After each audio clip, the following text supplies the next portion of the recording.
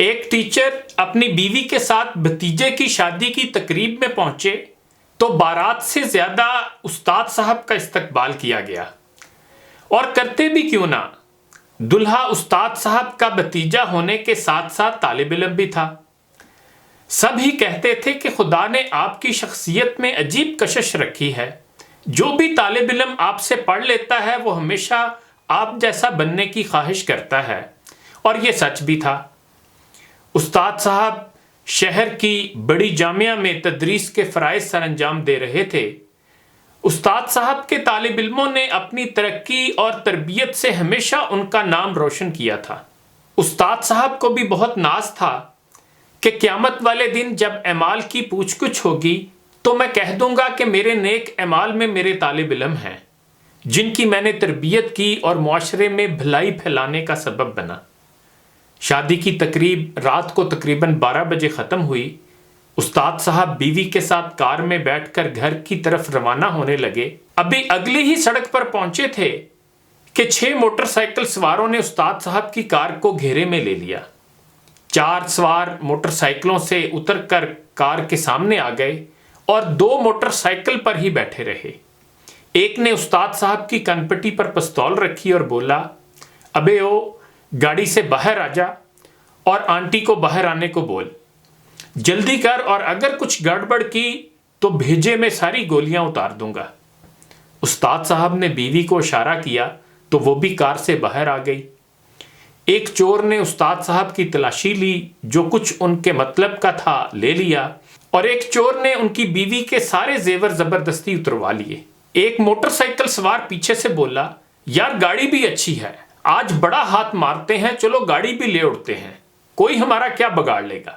دوسرا چور بولا، ٹھیک ہے پھر ان دونوں کو مار دیتے ہیں ورنہ پھنس جائیں گے۔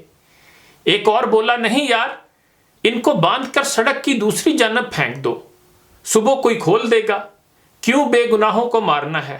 استاد صاحب بولے، بیٹا جو کچھ چاہیے لے لو، لیکن ہمیں کچھ نہ کہنا، میرے گھر میں چھوٹے بچے ہیں اور خدا کے بعد ہمارے سوا ان کا کوئی نہیں، خدا کا واسطہ ہم پر رحم کرو۔ ایک موٹر سائیکل سوار موٹر سائیکل سے اترا اور بولا، تم لوگ سامان سمیٹو، میں ان کو باندھتا ہوں۔ جیسے ہی وہ استاد صاحب کے سامنے پہنچا تو وہ بولا، او یار یہ تو میرے استاد ہیں، چھوڑ دو ان کو، سب کچھ پھینک دو، چلو یہاں سے بھاگو۔ جو ہی سب نے اپنے ساتھی کی بات سنی، انہوں نے سب کچھ وہیں پھینکا اور بھاگ کھڑے ہوئے۔ استاد صاحب کی بیوی بولی، شکر ہے آپ کی وجہ سے آج ہم بچ گئے، ورنہ آج بہت نقصان ہو جاتا۔ استاد صاحب وہیں زمین پر گاڑی کے ساتھ ٹیک لگا کر بیٹھ گئے، ان کی آنکھوں میں آنسو تھے۔ ان کی بیوی بولی، کیا ہوا، آپ کیوں رو رہے ہیں، ہمارا کوئی نقصان نہیں ہوا۔ استاد صاحب بولے، نقصان کیسے نہیں ہوا، میری تو زندگی بھر کی کمائی لٹ گئی، مجھے تو خود سے شرم آ رہی ہے کہ کیا میں نے معاشرے میں چور پیدا کیے ہیں۔ استاد صاحب پھر بولے، میں اپنے طالب علموں کی تربیت نہیں کر سکا، مجھے تو ناز تھا کہ قیامت والے دن یہ لوگ میری بخشش کا سبب بنیں گے، لیکن اب مجھے ڈر لگ رہا ہے کہ قیامت والے دن فرشتے مجھے گھسیٹ کر جہنم میں لے جائیں گے کہ مجھے استاد کا رتبہ دیا گیا اور اگلی نسلوں کی تربیت کی ذمہ داری دی گئی، لیکن میں اپنا فرض پورا نہ کر سکا۔ چور وہ نہیں، چور تو ان کا استاد نکلا جو اپنا فرض پورا نہ کر سکا۔ پھر استاد صاحب پھوٹ پھوٹ کر رونے لگے اور کہنے لگے کہ وہ لڑکے میرے دل کا سکون لے گئے، وہ مجھ سے میرا مان لے گئے کہ میرے طالب علم غلط کام نہیں کر سکتے۔ استاد صاحب بے بسی سے کار کے ساتھ بیٹھے روتے ہوئے بار بار بول رہے تھے، چور وہ نہیں، چور تو میں ہوں، چور وہ نہیں، چور تو میں ہوں۔ اقبال نے بھی گلہ کیا تھا کہ شکایت ہے یارب مجھے خداوندان مکتب سے، سبق شاہی بچوں کو دے رہے ہیں خاک بازی کا۔ اگر آج تمام اساتذہ اپنے فرائض کو پہچان لیں اور اپنی عظیم ذمہ داری کا احساس کر لیں تو کیا وجہ ہے کہ ہم اگلی نسلوں کے کردار کی بہترین تعمیر نہ کر سکیں۔